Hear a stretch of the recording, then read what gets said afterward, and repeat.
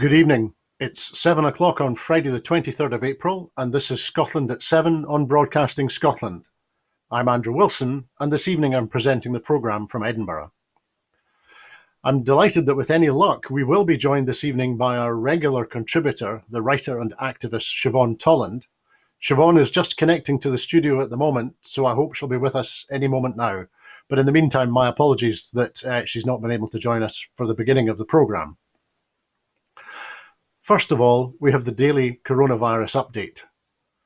As of 2 p.m. today, since the start of the pandemic, a total of 1,895,925 people in Scotland have been tested through NHS Scotland labs and the UK Government regional testing centres.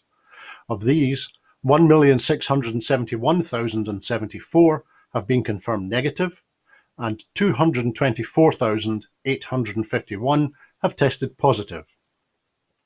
There are 255 new cases of COVID-19 confirmed by a test. Bear in mind that not everyone with the virus will display symptoms, and not all of those with symptoms will be tested. There is one new reported death of a person who is tested positive in Scotland, and the number of patients in Scotland who have died from complications caused by a coronavirus COVID-19 infection now stands at 7,647. This number includes only those who have died having received a positive test for the virus in the previous 28 days. Of the people who have tested positive, 93 were in hospital last night, 12 of whom were in intensive care.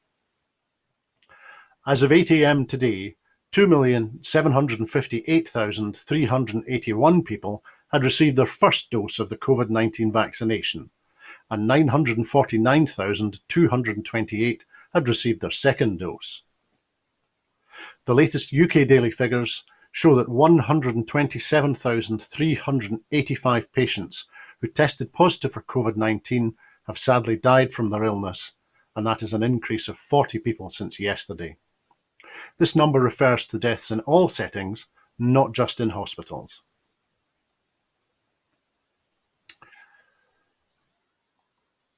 And now I think Siobhan's joined us. Here she is. Siobhan, good evening. How are you? Not too bad, thanks. Bit fishy sound, but I'm fine. It's great to see you this evening. Thank you for joining us on your Friday evening. Yeah, ditto.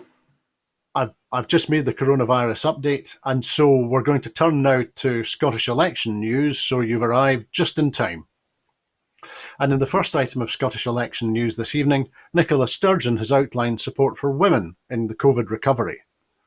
In Glasgow today, Nicola Sturgeon highlighted plans to support women as Scotland recovers from COVID. The SNP leader outlined the wide range of policies an SNP government will introduce to improve health outcomes and economic opportunities for women, both at home and abroad. The key SNP commitments for women include to create a £50 million women's business centre to support women looking to start or grow their businesses, to continue funding the SNP government's Women Returners programme and build flexible and family-friendly working into their Fair Work First programme, learning lessons from working practices during the pandemic to make it easier for women, particularly single parents, to return to work.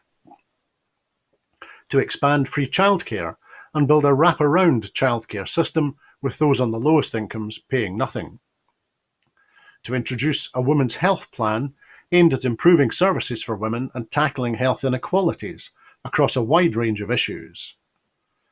And to take action to make streets safer for women, for example, working with stakeholders on how to better educate men about the impact of their behaviour and exploring how we design communities, such as space safety audits. According to ONS figures published in November, the gender pay gap for full-time employees in Scotland has decreased from 7.2% in 2019 to 3% in 2020. And in the UK, the pay gap has decreased from 9% to 7.4%. Now, Siobhan, it's absolutely clear that you are far better qualified than I am to give a considered opinion on this policy statement from Nicola Sturgeon today. So first of all, what stands out for you? I think for me, I think the big one is going to be the wraparound child care, which is obviously going to offer much more flexibility for working women, and especially for single parents who are struggling to work and pay nursery care as well, which is quite expensive, but work and look after kids. I think also the idea of the flexible working arrangements that we've maybe learnt through COVID is particularly important as well. There is an inflexibility sometimes about work that is difficult. And I say this as a single parent. For instance, if your kid is sick, then it's difficult. You've only got so many days leave that you can take. Do you know what I mean? Over the course of the year. But if there's that flexibility for home working, for instance, then it would allow you to manage those issues much better. I think the health disparities as well is a particularly important one, because obviously there's a lot of kind of gendered issues within health, that a lot of kind of health research looks at men and assumes that that is also relevant for women as well. But I think that maybe what's not here and what is missing is the impact on BAME and disabled women as well, because there are bigger bigger disparities between between white women and BAME women or disabled women, for instance. I mean, if you look at even just the COVID impact on women, BAME women are saying that they were more furloughed than their white female counterparts. They were more likely to be worse off, more likely to have more anxiety and more instability in terms of jobs. And BAME women are much more likely to be poverty stricken anyway compared to their white female counterparts. So there's a kind of an intersectionality about this as well that we need to start thinking about, that women do experience inequalities. Of course they do, but there is a racial element and also a disability element to these issues as well.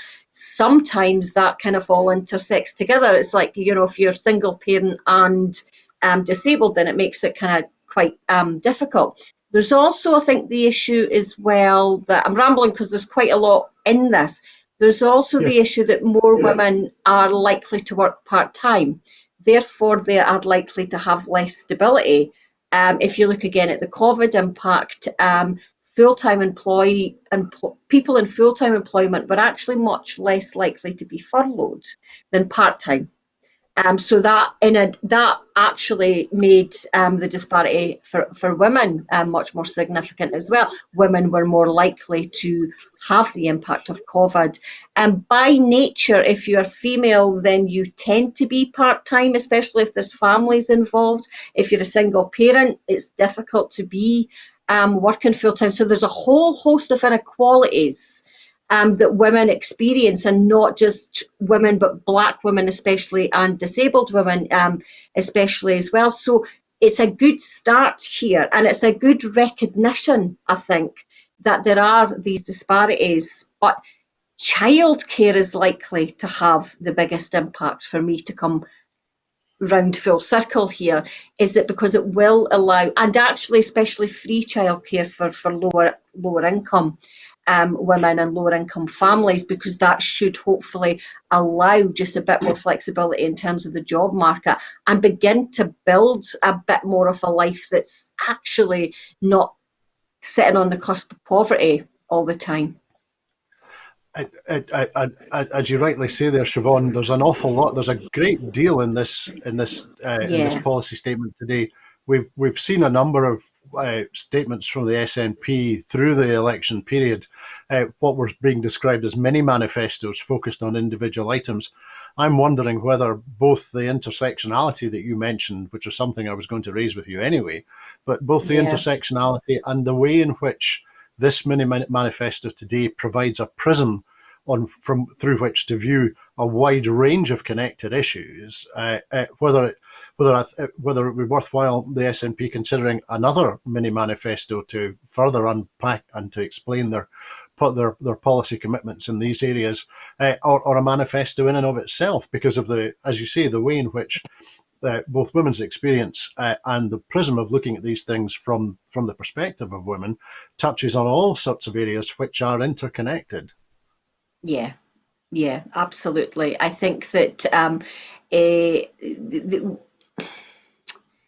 the the feminism or parts of feminism has a tendency to be white, pretty white in its and middle class in its outlook, and I think that that kind of process of let's talk about women as if we're an amorphous mass can lend to that, I think, unfortunately. And if you look at the history of feminism, it tends to have been dominated by a white middle class ideology and discourse, and that's always been, I think, slightly problematic because it's fought for equality, but on white women's terms, and not necessarily understood the difficulties that other women with other experiences have experienced. So I do think that we need to begin to unpack those issues. And certainly, I think if you're going to do a kind of mini women's manifesto, and I think that's a great step forward, we do need to bring those other issues as well, because otherwise we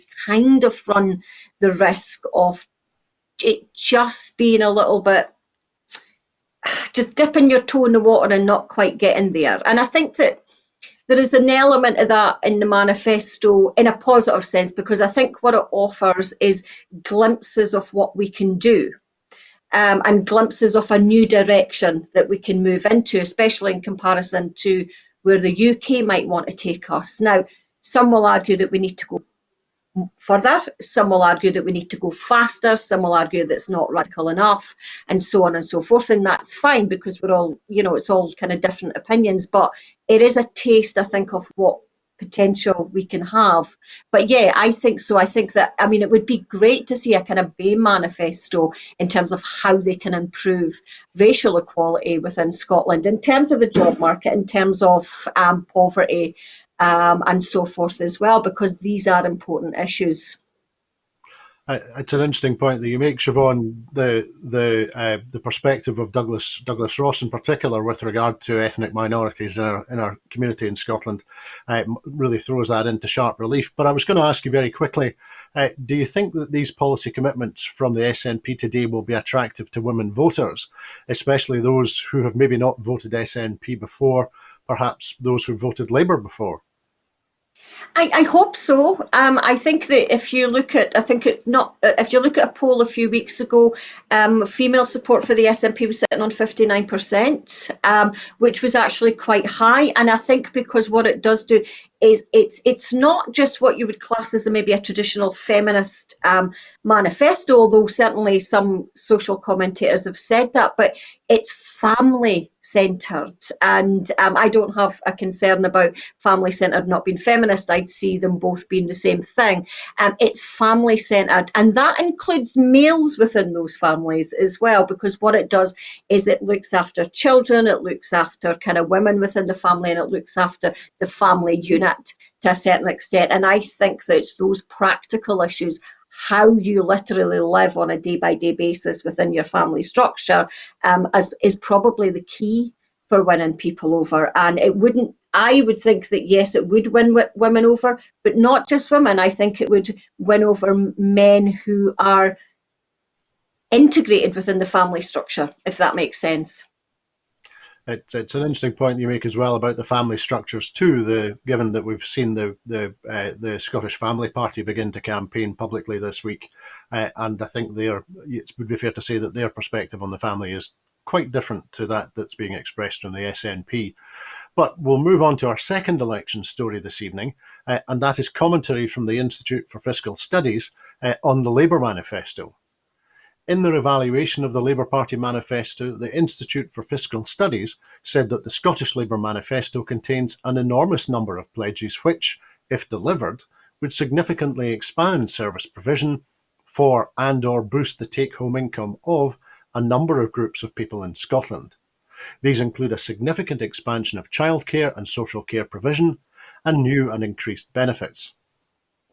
The IFS report said that where the Labour manifesto stands out more is on the scale of the short-term spending and longer-term ambitions.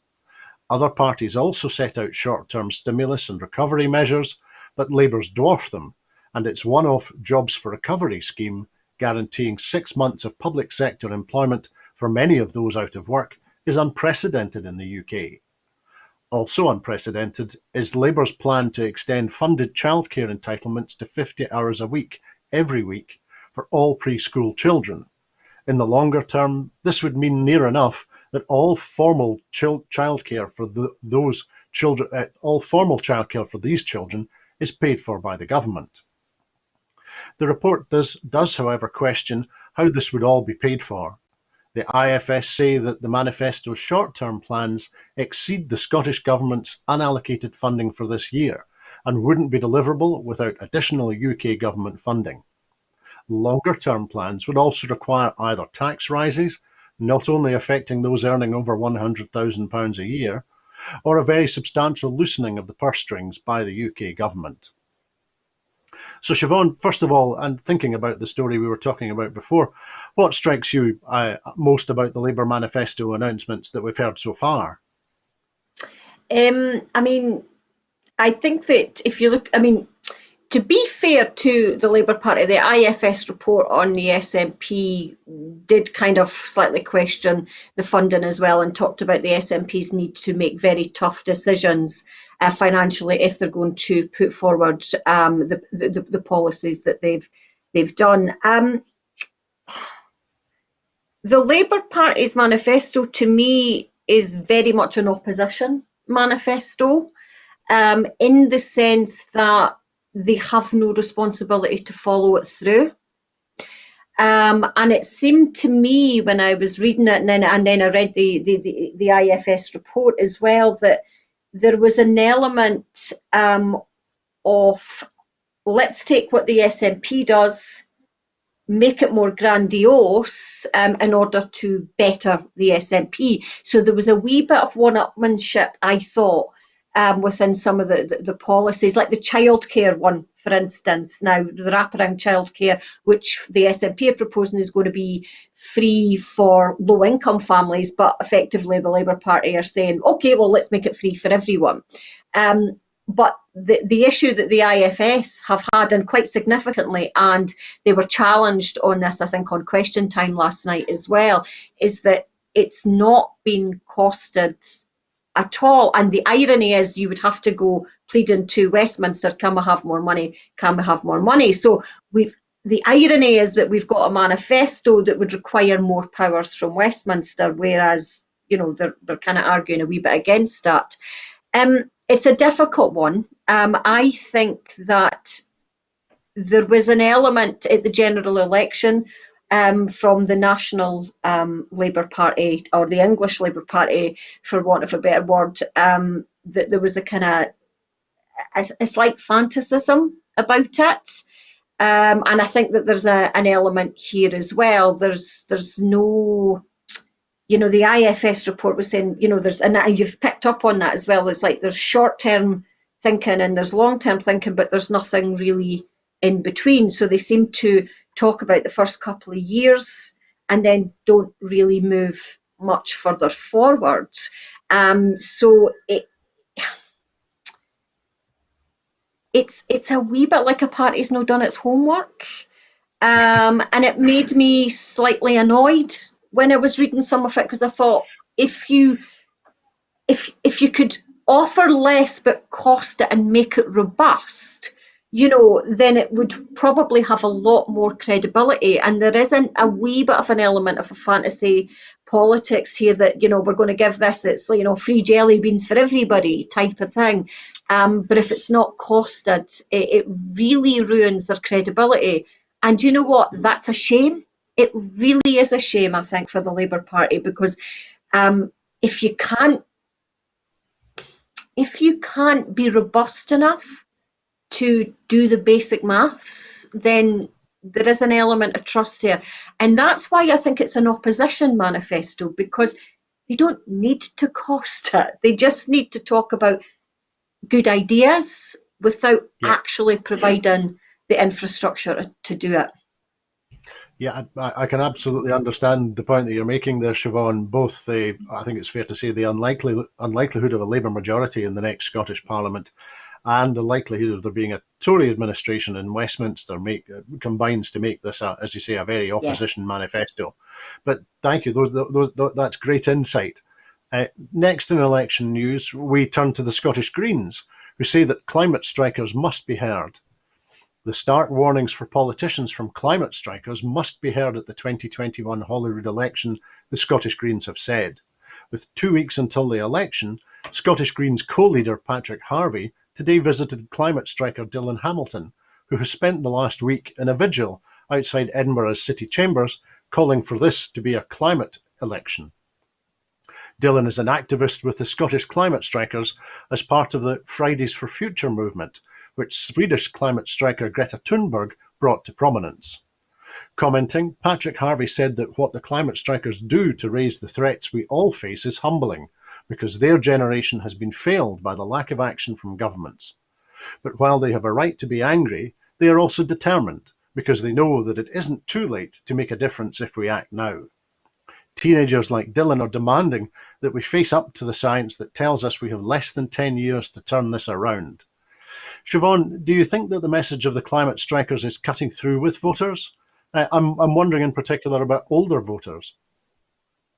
Um, I'm not necessarily sure, maybe the voice of the climate strikers, but what I have noticed through the election debate is that everybody is talking about the climate action and the just transition or the green transition and so forth. So I do think it's become, I mean, even if you think back on the 2016 election, it's become much more common sense currency within the recent debates, and I think that that's a good thing.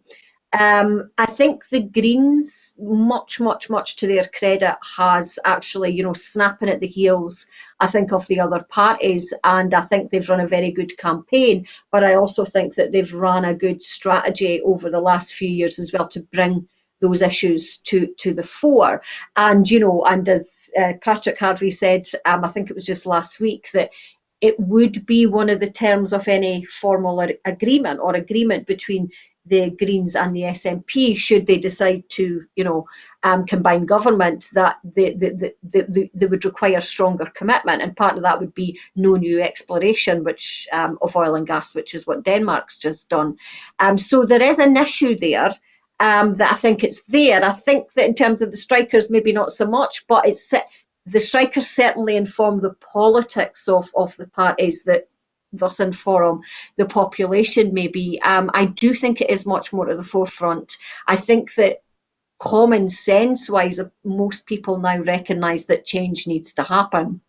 The issue is more about the pace of that change, and of course the Greens and Scottish Greens are kind of pushing that at a much faster level, as the climate strikers are as well. These kids are inheriting our mess, and so we do need to start listening to them. It was interesting, I think, because I think it was the Oil and Gas magazine was talking about Nicola Sturgeon's response to Patrick Harvie, and there's some indications they were saying that it might just be a bit more radical than what the SNP is suggesting after the election. So it does need to work at a rapid pace, but there is an element of there's still some fear of jobs, livelihoods, mass unemployment that could come from any transition between fuels. So it is an interesting one. I do think it's common sense now, though, that the change needs to happen. Yes, and and the generational aspect is interesting too. Fridays for Future is largely made up of young Yeah. people, and of course, in at the Scottish election, in our electorate, everyone over the age of 16 gets the vote. So Mm-hmm. I think it's not a surprise that the parties are focusing in that direction. Yeah. We'll move away from the Scottish election now for a moment, and two men have been arrested over the attempted murder of a police officer in Northern Ireland. The police service of Northern Ireland said a man, 36, was arrested in the Lettershandoni area of County Derry, and another, aged 26, was taken into custody in the Cregan area. Detectives from the PSNI's Terrorism Investigations Unit carried out the arrests today. Dissident Republicans opposed to the peace process are suspected of involvement after a bomb was placed beside a part-time police officer's car at her home in Dungiven, County Londonderry, on Monday. The device, described as being designed to create a fireball, was left beside where the officer's 3-year-old daughter sits in the family car. The two men were taken to Musgrave's Serious Crime Suite, where they were being questioned by detectives. Now, Siobhan, whilst the threat of the re-emergence of violence in the north of Ireland is terrible, especially for those most directly affected, do you think that these arrests are a positive development, or alternatively, are they the beginning of a descent back into confrontation and killing? That's the concern, isn't it? I mean, it's positive in the sense that it wasn't successful.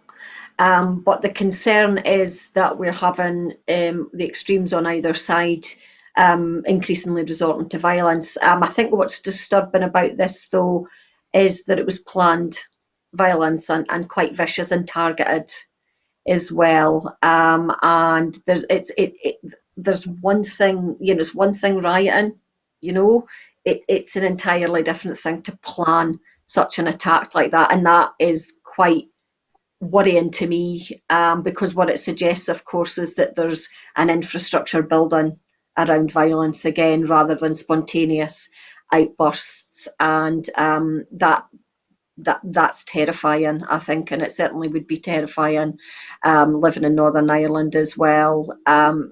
When I read it was almost like flashbacks, to the 70s and 80s, and I was just a kid back then, honest. It felt a wee bit like that. It's like, oh God, here we go again. Just the whole kind of feel of it, the whole organisation of it, which I think is particularly disturbing. Also disturbing that they were young. I mean, a 26-year-old, that's Yeah. very young to be Yes, well, involved in that. that's a good point. That young man won't have much memory himself of the civil war in the north of Ireland at the age of No. 26, and certainly it's unlikely he was affected directly in that sense. So it is a concern. And your point about planning and direction, I think, is correct. It's curious to see the timings too, with the resignation yesterday of the Westminster Defence Secretary, Veterans Minister, partially in connection with his determination to prevent those who had served under Operation Banner, which was the UK government's military operations in the north of Ireland during the Civil War, to prevent soldiers being prosecuted for activities that took place during Operation Banner. And at the same time as that is coming back onto the political table in Westminster. At the same time, we're seeing the forces opposed to Westminster starting to flex their muscles in the north of Ireland too. Yeah, yeah. It's a scary time, and isn't it? It's kind of political posturing in the extreme almost. We it, it's such a kind of oh, it does no one any good, by resorting to violence. And there's that kind of notion that, when a cause becomes aggressive, then you've kind of lost that cause. But what we have is a situation where kind of old grievances, like you say, are beginning to kind of resurface again. It was managed so well by the people of Northern Ireland and their hard work. What we have now is just it beginning to crack. It's a terrible thing. Absolutely. We'll stay with Westminster for the next news story. And a leak inquiry has been launched as Number 10 insiders accuse Dominic Cummings. The Cabinet Office is to launch an internal investigation into the leak of Boris Johnson's text messages with the billionaire businessman James Dyson, with reports saying that some in Number 10 are accusing the Prime Minister's former advisor, Dominic Cummings, of being the source. In a statement on his blog this afternoon, Cummings has denied being the source who leaked to the BBC. The Prime Minister's spokesperson said that the decision had been made to launch a formal investigation into the leak, which showed that Johnson promised to change tax rules by saying, "I will fix tomorrow," It comes amid growing concern over Johnson's use of a personal mobile phone to conduct government business. But the inquiry will not examine a string of other leaks, including a text to the Prime Minister from the Saudi Crown Prince Mohammed bin Salman, or leaked emails about donations solicited to cover the renovations of the Prime Minister's flat in Downing Street. Cummings, Johnson's former all-powerful advisor who was booted out of Downing Street last November, was reportedly accused by Number 10 sources, quoted in multiple newspapers, as being responsible for the leaks. In what appeared to be a coordinated attack on Cummings, The Telegraph, The Times and The Sun reported the same criticisms from an unnamed insider, accusing Cummings of being bitter about leaving government. Meanwhile, the SNP Westminster leader Ian Blackford has today written to the Cabinet Secretary Simon Case, urging officials to immediately secure and publish Boris Johnson's correspondence on COVID contracts as the first step in investigating the Tory sleaze scandal and accusations of privileged access, impropriety and possible illegality. Johnson gave a commitment to immediately publish his private correspondence in response to Ian Blackford at Prime Minister's questions on Wednesday, but he has failed to do so. Mr. Blackford has urged the Cabinet Secretary to intervene so the public can see the contents and guarantee that none of these records can be tampered with or destroyed as the allegations mount. The SNP want a full independent public inquiry into why Tory donors and friends have been handed contracts, special access, treatment and peerages by the Tory government at a cost to the public of millions of pounds. Now, Siobhan, do you think whether it's cash for honours under John Major or text for COVID contracts under Boris Johnson, is this a consistent behaviour pattern for senior Conservative politicians down the decades? It's beginning to look like it, isn't it? I think it's become structural now, so deeply embedded within the way people do business that it is kind of just part of the ordinary process. It's quite remarkable, I think, that there is no lessons learned there, and it's if you look at that kind of, we don't know exactly what was said in those text conversations, but it is so much back to the jobs for the boys, isn't it? Okay, you scratch my back, I'll scratch your back, and so on and so forth. So there really is that kind of old boys network being shown barefaced, as it were. It's quite an interesting one. I was kind of having this conversation with my friend the other night about this and, the COVID contracts, and this will all spill out, once we kind of settle back into a kind of post-COVID society and these investigations begin to take place. I think we're only really watching the tip of the iceberg at this moment in time. I'll guarantee that they're mired in lots of kind of this, this for this, and you do this and you do that, and it's all this. The notion of due process seems to be lost quite a lot in these structures. It is. I mean, it's the situation I'm imagining in my head, and it's like, Boris Johnson on his personal text going, right, okay then, sorted, right, okay, PP sorted, right, what next? And it's that kind of process. It's so bizarre. I know that things were so up in the air with COVID, and there were certain rules that had to be relaxed, but at the same time, there is that process of, come on, these things had to be done right. This was not a profit-making structure, and I think that's what we get back to here, especially when it comes to COVID. And these are two very different paths. We've got the Scottish Government perspective that was public health led, but what we have in the UK or in Westminster is that it was profit driven.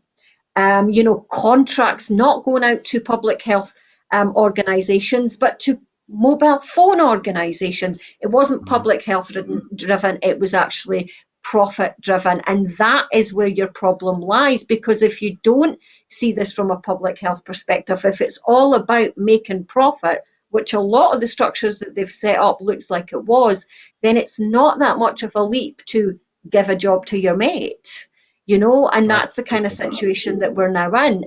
It was disgraceful, and I was reading. It was an article in the Independent just the other day about, was those texts such a crime?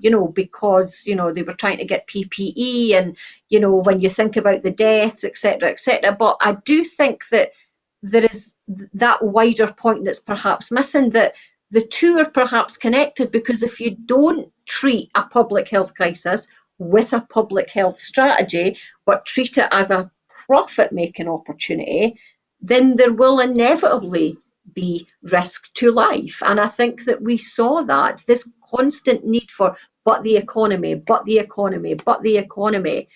We know that that has caused massive problems. The best countries that have dealt with it have dealt with a public health approach, and it's been better for the economy. So there's not much of a leap there between jobs for the boys and the profit process that Westminster adopted during COVID, and still are adopting during Yes. COVID. Absolutely right. As you say, we will. I think there are many, many more stories to emerge in this context as we hopefully emerge from the pandemic. And actually, our next news item continues with the pandemic, because experts have said that the COVID pandemic is over in the UK. The UK is no longer in a pandemic, according to experts, as new data shows the vaccination programme is reducing symptomatic COVID-19 infections by up to 90%. In the first large real-world study of the impact of vaccination on the general population, researchers found that the vaccine rollout is having a major impact on cutting both symptomatic and asymptomatic cases. Sarah Walker, the Professor of Medical Statistics and Epidemiology at Oxford, and also Chief Investigator on the Office for National Statistics COVID-19 Infection Survey, said that the UK had moved from a pandemic to an endemic situation, where the virus is circulating at a low, largely controllable level in the community. The new research, based on throat swabs from 373,402 people between December last year and April this year, found 3 weeks after one dose of either the Pfizer or AstraZeneca JAG, symptomatic infections fell by 74% and infections without symptoms by 57%. New data from ONS also showed that COVID was no longer the leading cause of death in England and Wales in March, falling behind dementia and heart disease for the first time since October. Professor Walker said she was cautiously optimistic at a briefing discussing the new research. I think that the last 3 months have shown the combined effect of lockdown and vaccination, but long-term lockdown is not a viable solution, so vaccines are clearly going to be the only way that we are going to have a chance to control this long-term. But she warned, the virus is always going to throw us curveballs, and we're only a small step away from things going wrong again. So, Siobhan, in terms of our politics in Scotland, a number of the parties are insisting that nothing else can be done until the pandemic is over. So how does this news from Oxford University and the ONS suggesting that the pandemic is over, how does that leave those parties now?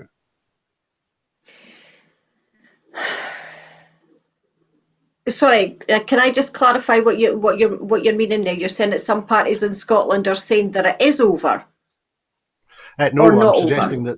I'm suggesting that we've heard the Lib Dems and the Conservatives, certainly from the election material that's come through my letterbox this week, saying that we should do nothing else until the pandemic is over. We cannot talk about constitutional matters. We cannot Oh, talk I about anything else see. Yes. until there is no pandemic. And today we're being told by Oxford University that the pandemic is over now.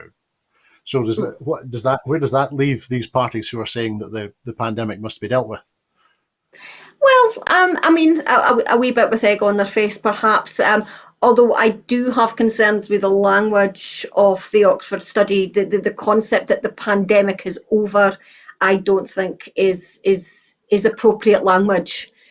Personally, I think that we had it under control, extraordinarily so, in Scotland last summer, but it showed how quickly it can go out of control. Now the vaccine has done a huge amount in putting that under control, but we are in a worldwide pandemic where it's the highest it's ever been. You just need to look at India. We are still at grave risk. The vaccine is not a be-all and end-all for this pandemic. And to say that we're at the end seems to me to be slightly over-optimistic. I'm concerned that people might think, oh, well, that's okay then. We do have a situation where we could have a vaccine-resistant strain come into the UK, come into Scotland, come into England, wherever, because it's so high in other countries. So I would prefer a much more cautious approach. I think that if we work hard and we restrict travel, then we do have a chance of kind of keeping it very low. Pandemic over, maybe not so much. Suppressed at very low levels, yeah, great, that's brilliant. But it's the language there I have concerns about. To go back to your original question, though, yeah, that's an interesting one, isn't it? Because it's been pretty much the basis of the debate. To be fair, Labour Party aside, from the Conservatives and the Lib Dems, it's like I but, but this could go on for years. But what does that mean then? You can't. It must be. It'll have to be years. Now is not the time because of the pandemic. Well, that seems like maybe another kind of knockdown of that excuse, but. The problem that we've had, of course, is we've had so many. You can't do it because of this. You can't do it because of Brexit. You can't do it because of this. There will be another reason why it can't be done. COVID is just an excuse, and I think that most people realise that now. But probably not the best timing for this report for the Lib Dems and the Labour Party. I think that's fair, and the caveats we saw from the professor, I think, is absolutely right. But certainly, you get extra Broadcasting Scotland points for quoting Theresa May on a Friday night with "Now is not the time." It's a wee while since we've heard that turn of phrase. Never even noticed. So thank you for bringing that one back. In European news now, Russia has ordered troops back to base after a build-up on the Ukraine border. Russia announced yesterday that it was ordering troops back to base from the area near the border with Ukraine, apparently calling an end to a build-up of tens of thousands of soldiers that had alarmed both the Ukraine and the West. The currencies of Russia and Ukraine rose sharply after the announcement, signalling relief amongst investors just hours after Russia also ended war games in Crimea, the peninsula it occupied and annexed from Ukraine in 2014. A confirmed pullout of the troops, who had been brought in on top of the permanent garrison, will likely be welcomed by Western countries that had been expressing alarm at the prospect of further Russian intervention in eastern Ukraine. Russian-backed militias have been fighting the Ukrainian government in the region since 2014. The Ukrainian president's spokeswoman said this month that Russia had more than 40,000 troops deployed on Ukraine's eastern border and over 40,000 in Crimea. Around 50,000 of them were new deployments, she said. Moscow has not provided any troop numbers. Siobhan, does this news improve how you feel about the ongoing conflict between Russia and Ukraine? Have you risen sharply like the Russian and Ukraine currencies? I mean, it's good. It's good news, isn't it? But you know, from understanding is there's still a worry that this is only a temporary withdrawal and they're perhaps regrouping a little bit. What I did notice, of course, is that Biden had suggested, a new summit, and hopefully that will go some way.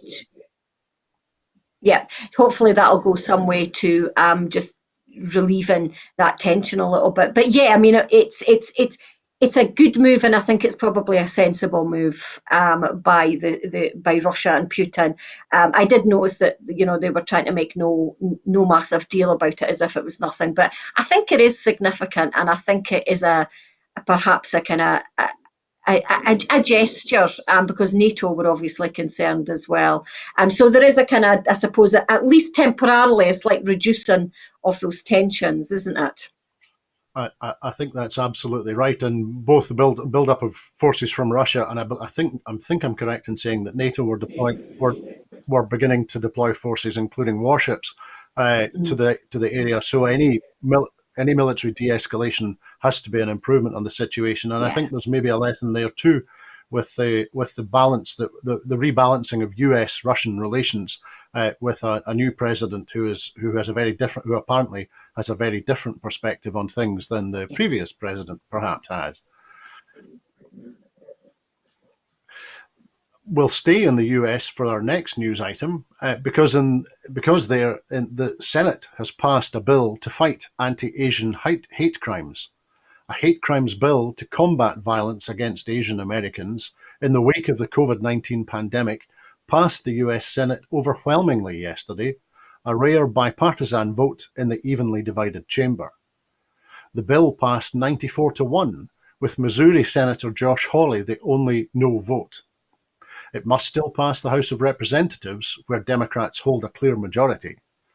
President Joe Biden has called for passage of the bill into law. Reports of violence against Asian Americans have spiked since the beginning of the coronavirus pandemic. Activists and police said anti-Asian sentiment was fed by comments from former President Donald Trump, blaming the pandemic on China, using terms such as Kung Flu. The measure, authored by Democratic Senator Mazie Hirono and Representative Grace Meng, designates a Justice Department employee to expedite a review of hate crimes reported to police during the COVID-19 pandemic. It also provides guidance for local law enforcement agencies to report hate crimes, expand public education campaigns, and combat discriminatory language in describing the pandemic. Now, Siobhan, in a week in which issues relating to the treatment of African Americans and the conviction of the officer who was accused of the murder of George Floyd, we've also seen this week growing news attention in the United States to hate crimes directed at Asian Americans. And whilst that's been something that's been talked about from time to time during the pandemic, I think we've seen a great deal more attention paid to it over the past 2 or 3 weeks. Now, when we started talking this evening, you were talking about the importance of a BAME perspective and a BAME women's perspective on social policy and policy commitments for the next Scottish government. What do you think we should? Do you think there's anything we can learn from the steps that are being taken to attempt to address anti-Asian hate crime in the United States this week? Yeah, I mean it's a very good move, and I think that it's the beginning of taking it seriously. It's also yet again another incident where we have to clean up the mess that Donald Trump has done by basically fueling an Asian hate crime. I mean, I was just looking at some. There was a study done on just recently in America, and it was a third of kind of Asian Americans have experienced racism, and 81% of them have said that it's increased since the beginning of the COVID pandemic. So that's a massive increase in anti-Asian discrimination and hate crime against it. But yes, I think there is an element there that we do need to begin to take those seriously, and it's interesting that it is that notion of make sure it's appropriately recorded so we can at least get a sense of what's going on. I do think that, again, it's that beginning of trying to tackle these injustices that's kind of been swept under the carpet. It's like you say, it's kind of cropped up now and again during the COVID pandemic, isn't it? But this is the beginning of a sustained attempt to try and evaluate what's actually going on and the reasons for it. For COVID to initiate anti-Asian hate crime, it's not COVID. It was fueled by the right, again, spearheaded by Donald Trump and his distinctly anti-Asian rhetoric throughout the COVID pandemic, or throughout his dealing with the COVID pandemic. It was a classic right-wing scapegoat that we're now having to deal the consequences of. I'm not sure if similar has happened within the UK. I don't know if there's been an increase to the extent where it has within the US. It'd be interesting to have a look at that and see if there's been any research done to see if there has been that impact within the UK and within Scotland as well, or whether it was a specifically American thing. Yes, we need to keep on our guard, and we need to understand these issues all the time in our communities. I completely agree with you. Finally, also in the US, the FCC has ordered US broadcasters to identify foreign government sponsors of programs. The US Federal Communications Commission has announced that it has voted unanimously to adopt rules requiring public disclosure of broadcast television and radio content sponsored or provided by foreign governments. The disclosure would be required at the time of a broadcast if a foreign governmental entity paid a radio or television station directly or indirectly to air material. Current rules do not specify when and how foreign government sponsorship should be publicly disclosed. The order increases transparency, ensuring audiences are aware when a foreign government or its representatives uses the airwaves to persuade the American public, the FCC said in a statement. Democrats in Congress have been pushing the FCC to act for several years. The National Association of Broadcasters said in a statement it supported the FCC's goal of public disclosure of foreign government-sponsored programming, but it said the agency's new rules created burdens for the vast majority of broadcasters that do not air this content. So, Siobhan, do you think that there might be lessons here for Scotland for the regulation, I would say either of regulation of offshore control of media in Scotland, or perhaps the greater disclosure of control or input into the media from another government, maybe one in Westminster? Maybe. I think that there's lessons across the board in terms of who owns the media and the power within the media, isn't it? As well, not just the fact that it could be, foreign intervention, but that sense of, well, who does own the media? Because it's not always in the interests of the public good, if that makes sense. Exactly, and the influence that the certain individuals or certain small groups can have on the political discourse that's occurring. But it's a good start, isn't it? And I think that it's an interesting one because the Democrats have been pushing for this because, of course, one of the concerns that the Democrats have raised quite a bit was the Russian influence in the election of Donald Trump. So on social media, but also I can imagine within the mainstream media as well. So you can see where that's kind of going to come from. But it is an interesting one because I think that, it's about trying to just open that transparency more across the board. What I'm thinking about is, can we have something similar for social media as well, please? And wouldn't that be interesting to start showing the influences of certain social media promotions?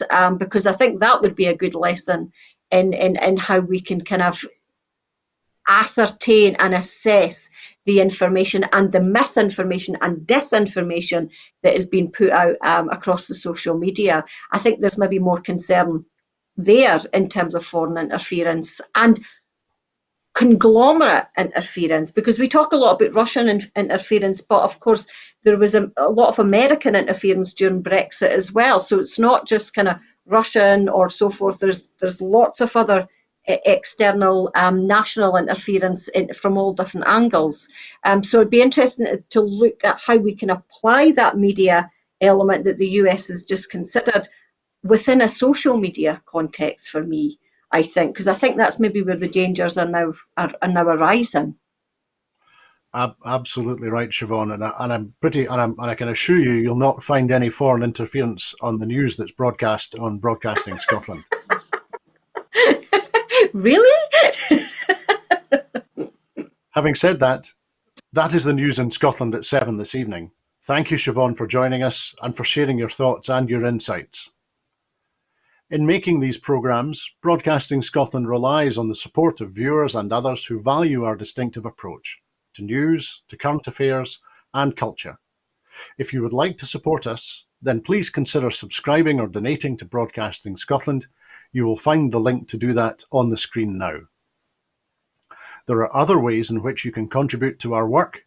If you would like to volunteer to work with Broadcasting Scotland, behind the scenes or in front of the cameras or elsewhere making the organisation work, then please visit our website at www.broadcastingscotland.scot and send us a message there. Meantime, thank you again, Siobhan, for your contributions. It's been great having you this evening, and we really value your joining us on a Friday evening. So thank you. Thank you everyone else for joining us this evening on Broadcasting Scotland. Please have a great evening and a great weekend.